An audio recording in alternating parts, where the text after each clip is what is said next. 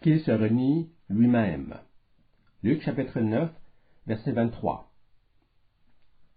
À ceux qui seraient intéressés de suivre Jésus, le Seigneur a des mots étonnamment durs. Il dit, « Ne vous y trompez pas. Celui qui désire venir à ma suite devra emprunter un chemin des plus difficiles. » Le Christ est venu sur terre en sachant qu'une destinée terrible l'attendait. Son disciple devra s'attendre à vivre une expérience similaire. Le chemin du Christ vers le calvaire a été marqué par un renoncement à soi-même et un esprit de sacrifice. De la même manière, il est requis du disciple qui se sacrifie et renonce à sa personne.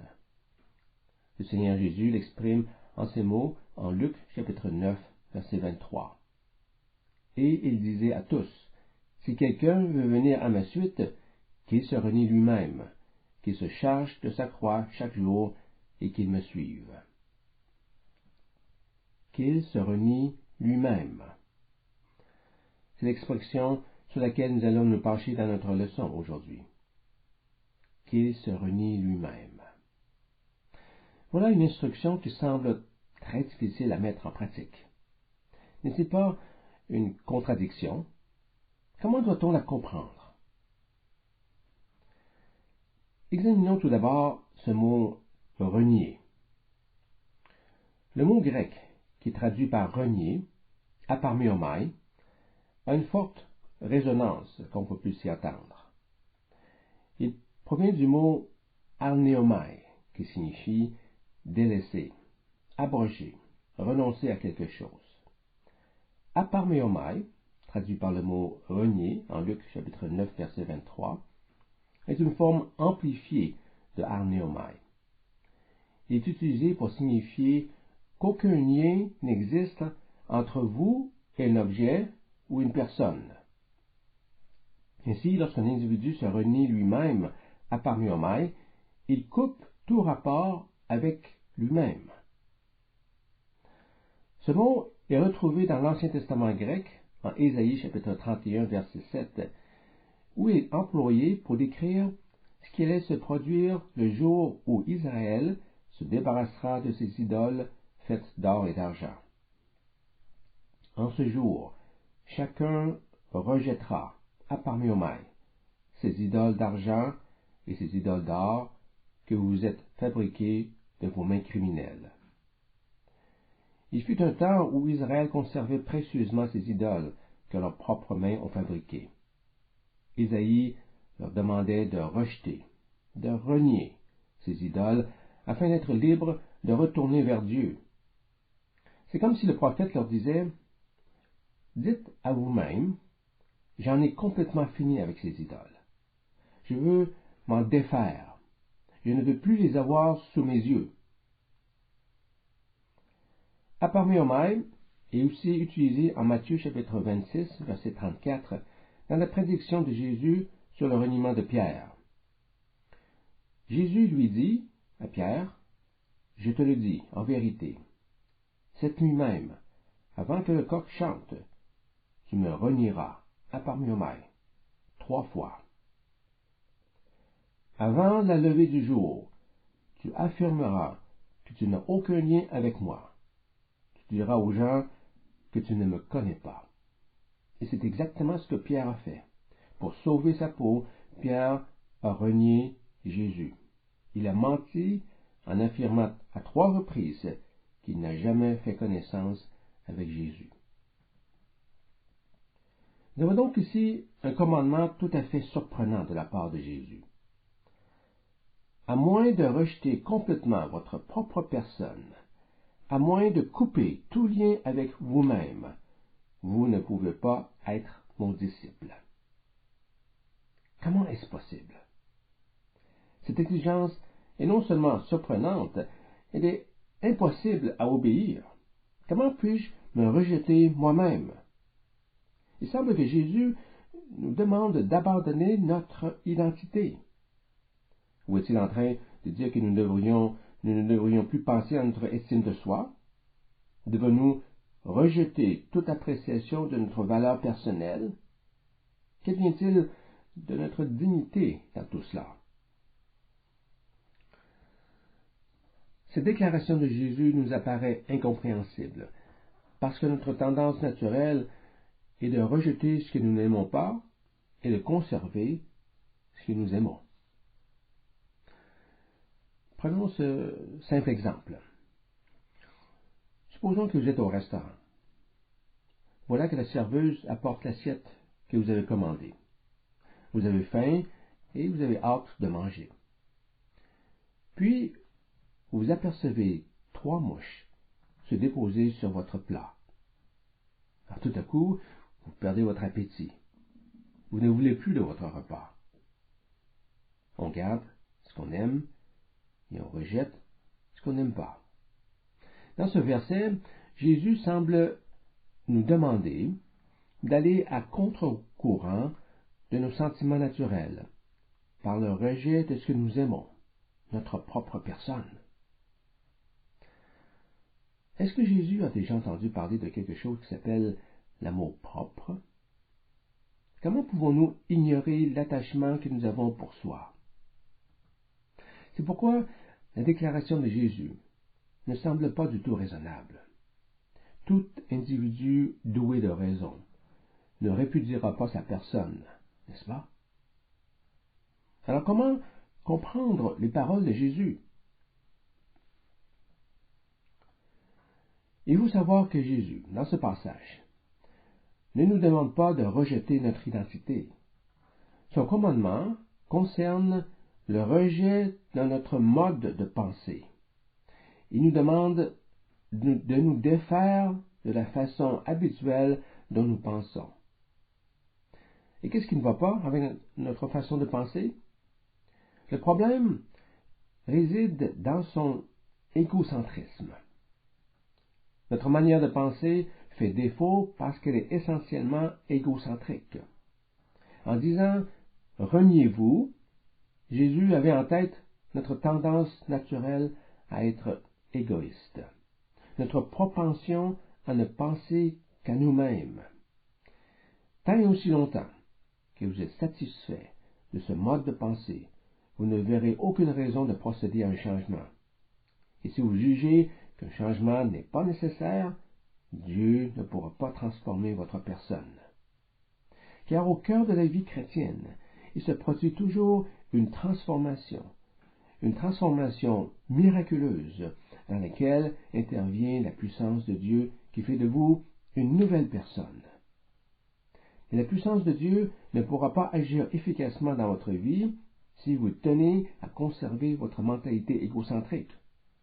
Le neuf ne peut apparaître si le vieux est toujours là. Le nouveau prendra place lorsque votre pensée est renouvelée. L'apôtre Paul parle d'un renouvellement complet de notre intelligence en Romains chapitre 12, verset 2. Il n'y a rien qui va se produire dans votre vie spirituelle sans l'action de la puissance de Dieu dans votre personne, transformant l'être égocentrique que vous étiez en une personne qui se soucie de donner. Mais cela ne peut pas se produire sans une condition. Vous l'aurez deviné. Vous devez vous renier.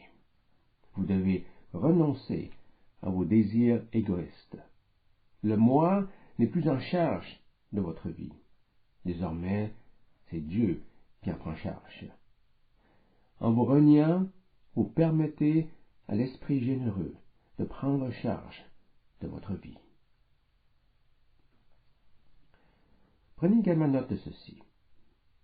Il s'agit d'un reniement complet et non pas partiel.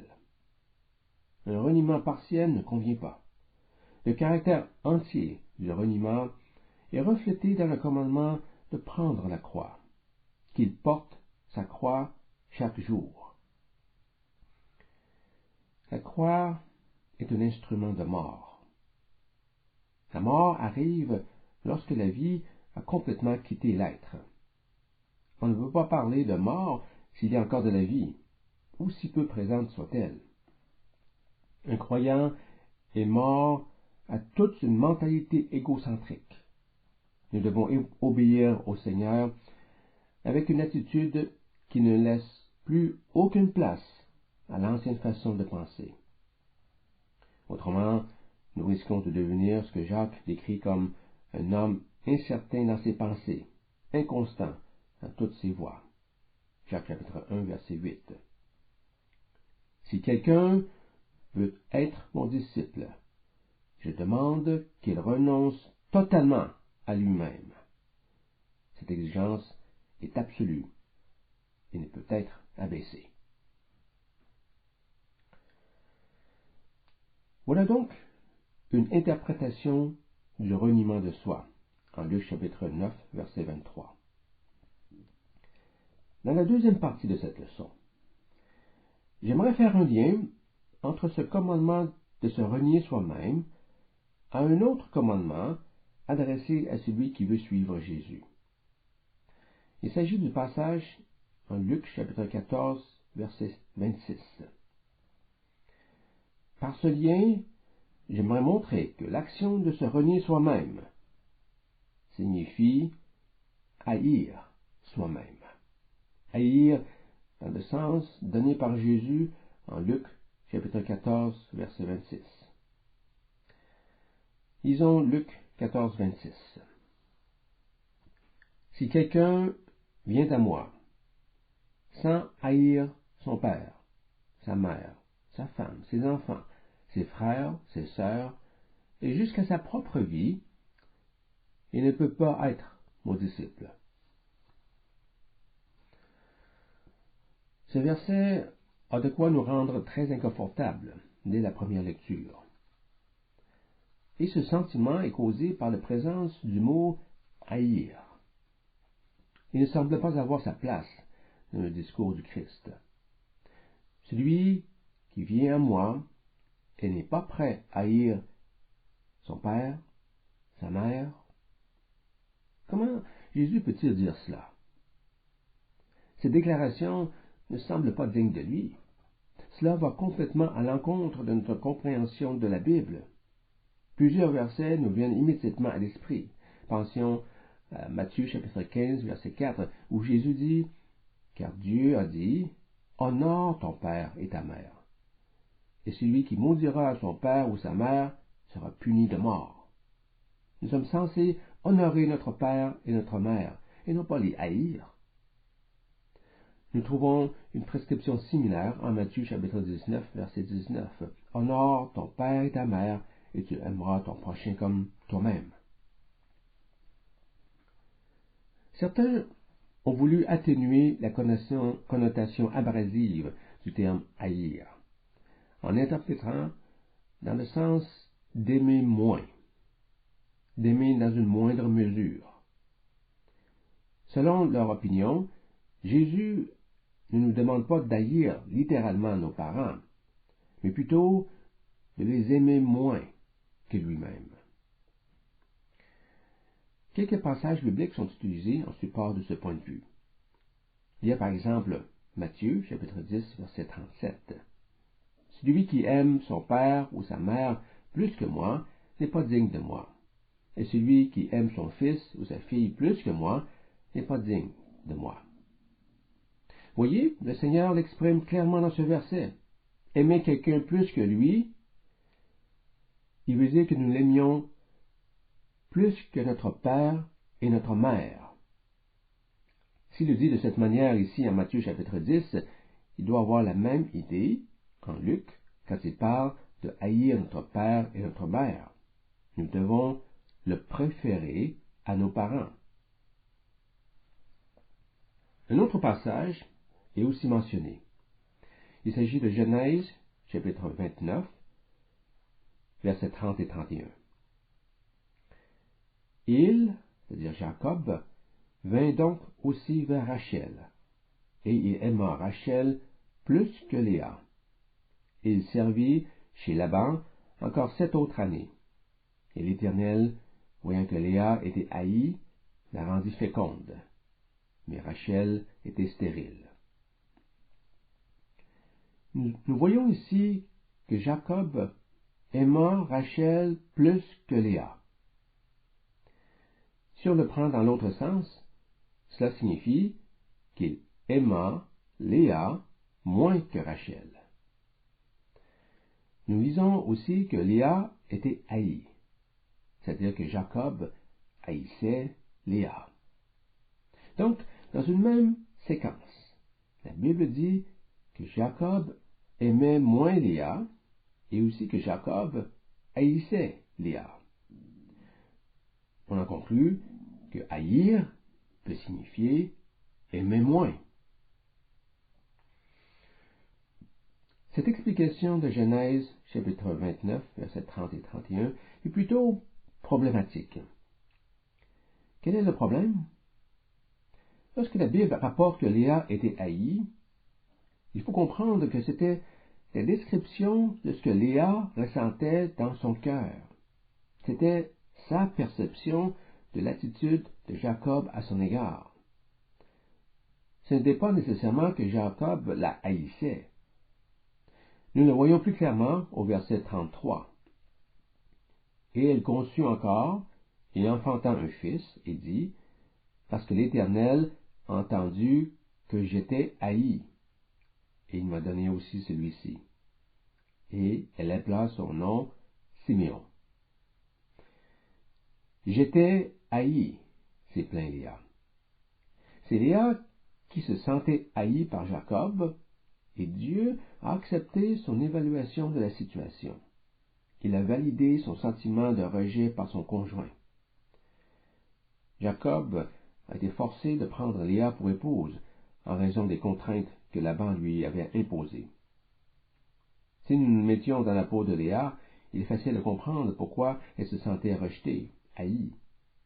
Selon la perspective de Jacob, celui-ci aimait Rachel, mais il aimait Léa beaucoup moins, si on peut utiliser le mot aimer dans ce cas-ci.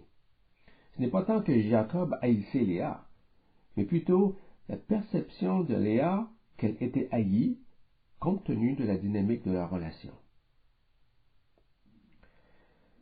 En ce qui concerne l'utilisation de Matthieu chapitre 10 verset 37 pour expliquer Luc chapitre 14 verset 26, ceci est problématique également. Car ces deux versets ne sont pas exactement des passages parallèles. Ils ont chacun un contexte qui leur est propre. Luc, chapitre 10, étant plus éloigné dans le temps que Matthieu, chapitre 10.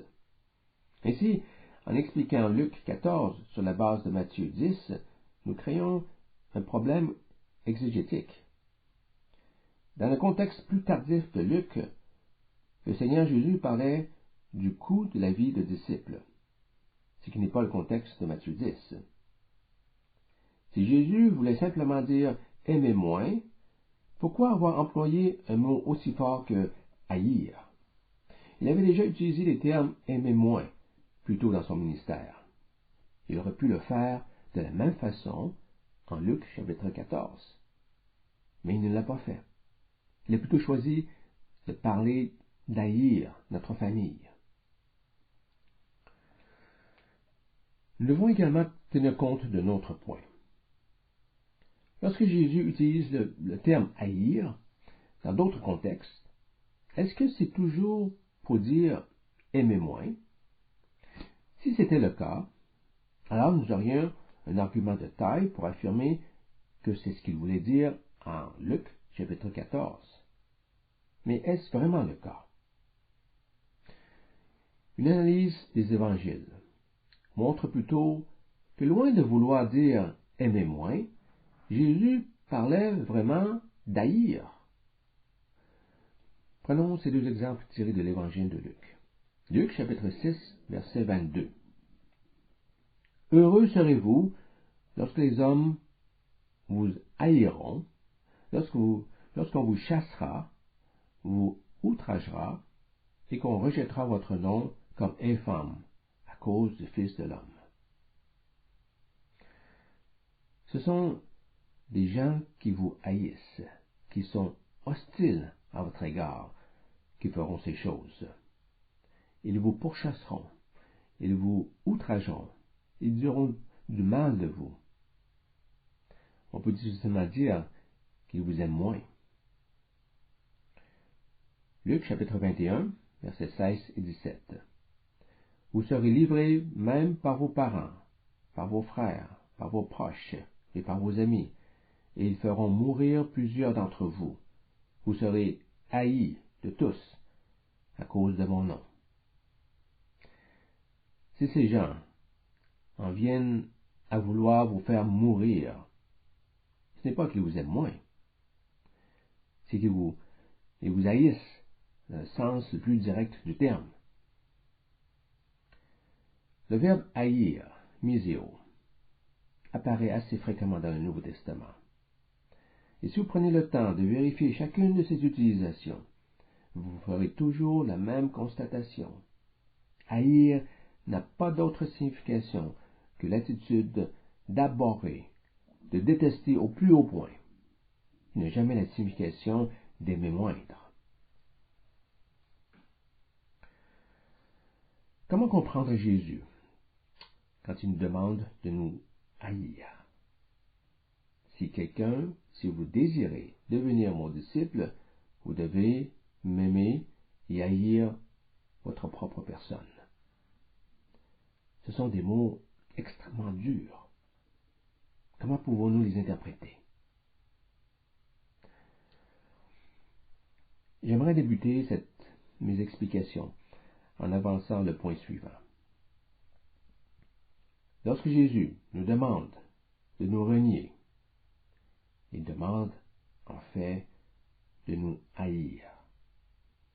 Si quelqu'un veut venir à ma suite, qu'il se renie lui-même. Si quelqu'un vient à moi sans haïr sa propre vie, il ne peut être mon disciple. Ces deux phrases parlent de la même chose. Et quand Jésus parle d'haïr soi-même, il a en tête un acte d'adoration dans l'esprit des écrits de Paul en Romains chapitre 12 verset 1, où l'apôtre nous exhorte à nous offrir en sacrifice vivant à Dieu.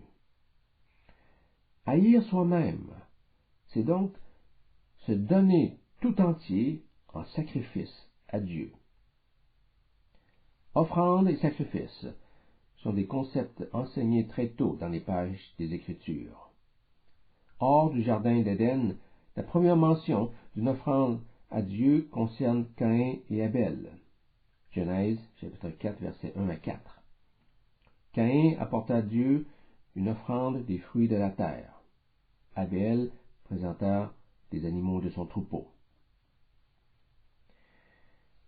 Il n'est pas nécessaire d'être un psychologue pour savoir qu'il est facile de donner ce qui ne nous est pas utile. Nous entendons parfois ce genre d'annonce à l'église. Si vous avez des objets qui traînent à la maison, apportez-les à l'église. Nous allons les vendre. Et les profits seront donnés pour financer un ministère. Malheureusement, l'église se retrouve par la suite parfois avec une grande quantité d'objets, mais dont l'utilité est douteuse, et ces objets ne peuvent pas être vendus. Il est aisé de donner ce dont nous n'avons pas besoin. Il est encore plus aisé de donner ce qui nous déplaît. Pensez aux mouches qui ont voulu goûter à votre nourriture avant vous. Et il est totalement aisé de donner ce que nous haïssons. C'est pourquoi il est écrit dans l'Ancien Testament que tout sacrifice à Dieu doit être parfait.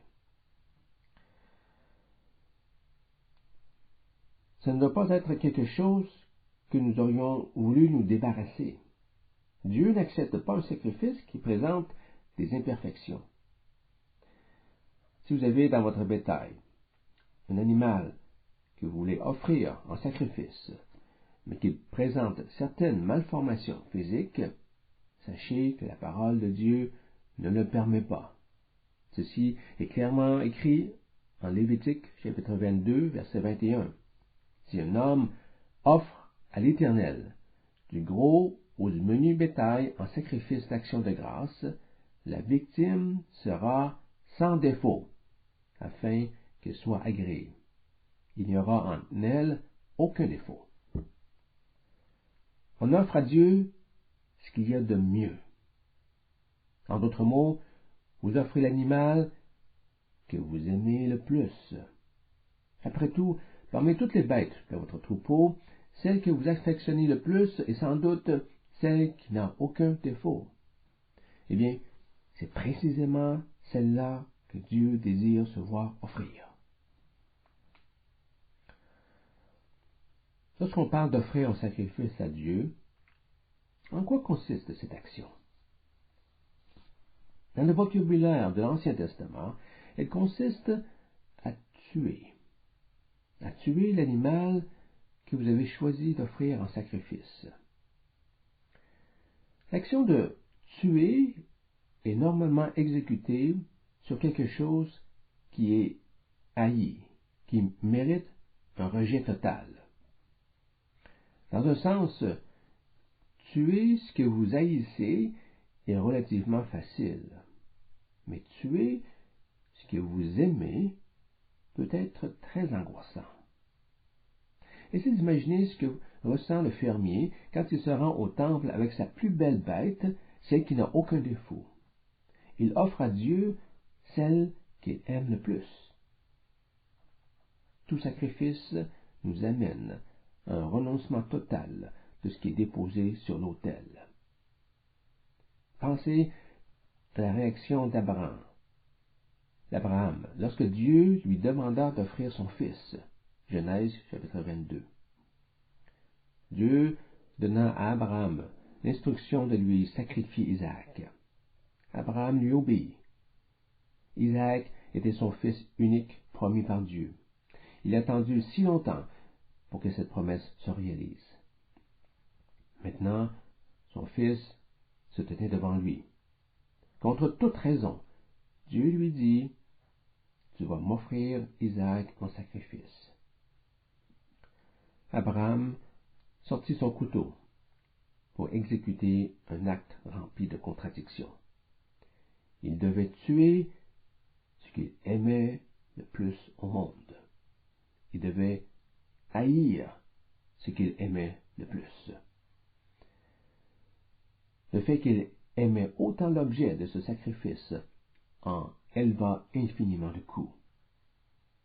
Nous aimons beaucoup nos parents, mais le Seigneur nous dit, haïssez-les. Notre réaction?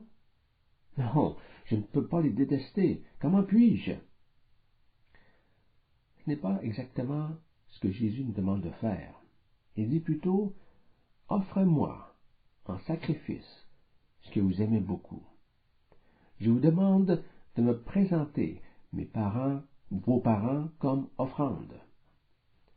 C'est ce que je veux dire par haïr ce que vous aimez. Je ne demande pas de les détester. Gardons ce principe en tête. Donner ce que nous haïssons, ce que nous détestons, ce n'est pas réellement un sacrifice.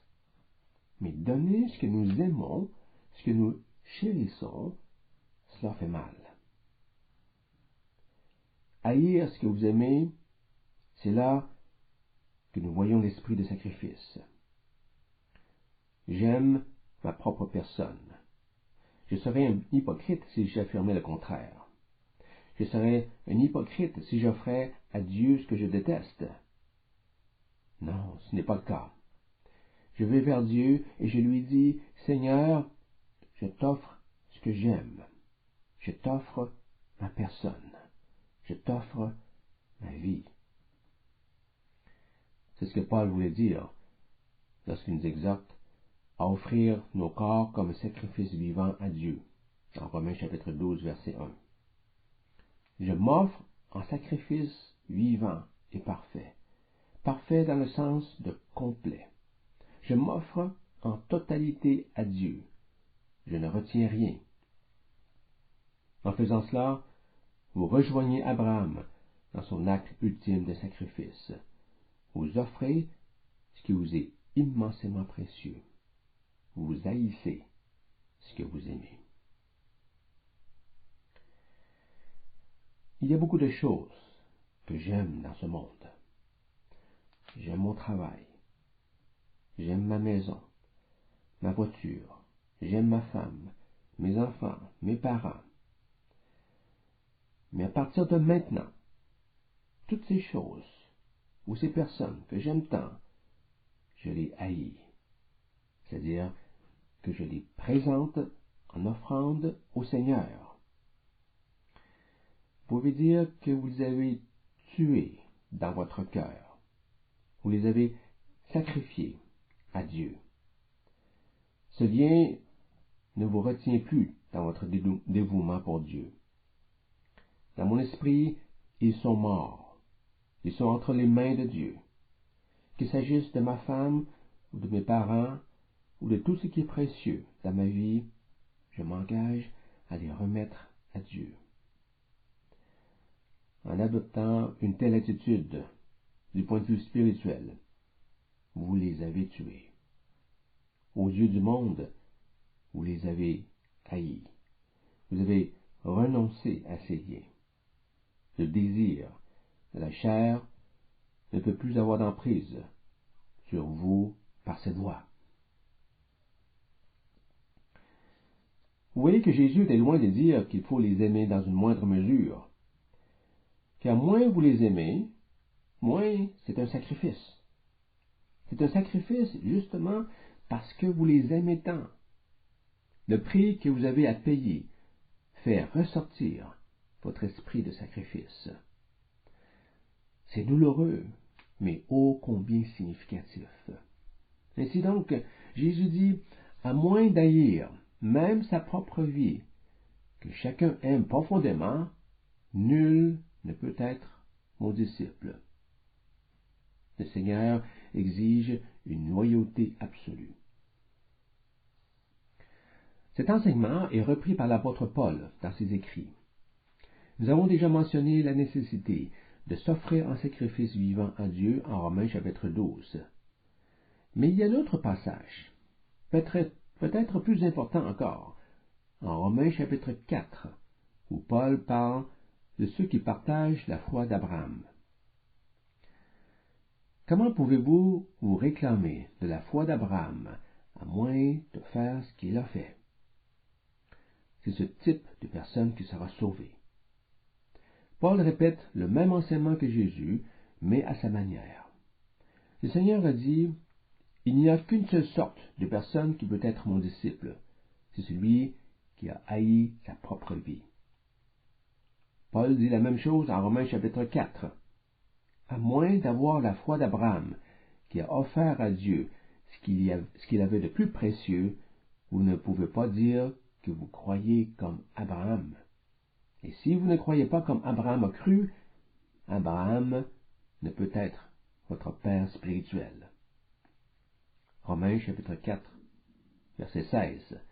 Pour cette raison, c'est sur le principe de la foi, afin que ce soit selon la grâce, pour que la promesse soit assurée à toute la semence, non seulement à celle qui est de la loi, mais aussi à celle qui est de la foi d'Abraham, lequel est le Père de nous tous. Comment pouvons-nous apprécier sincèrement ce que Jésus a fait pour nous et refuser de lui offrir le sacrifice de notre personne? Il a laissé tout ce qu'il avait de précieux, et il les a remis à son Père pour la rédemption de nos péchés. Philippiens chapitre 2. Comment pouvons-nous sincèrement suivre un maître qui s'est tant donné et ne lui donner en retour moins que ce que nous avons de mieux?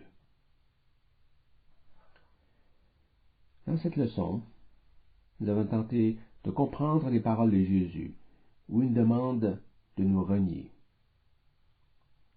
Les explications ont été présentées sous deux angles. Dans la première perspective, nous avons montré que le reniement de soi passe par l'élimination de notre mode foncièrement égoïste de pensée. Cela signifie une prise de conscience de notre égocentrisme et un rejet total de son influence sur nous. À partir du moment où notre pensée aura été renouvelée, la puissance de Dieu sera libre d'agir en nous et deviendra une réalité de notre quotidien. Dans la deuxième perspective, nous avons vu que le reniement de soi n'est pas seulement un acte de rejet de notre pensée égocentrique, mais aussi un acte de sacrifice envers Dieu. Jésus nous demande d'haïr ce que nous aimons.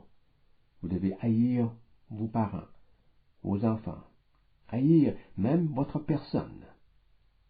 Nous avons expliqué en quoi consiste cette action. Jésus désire que nous lui offrions tout ce que nous avons de précieux.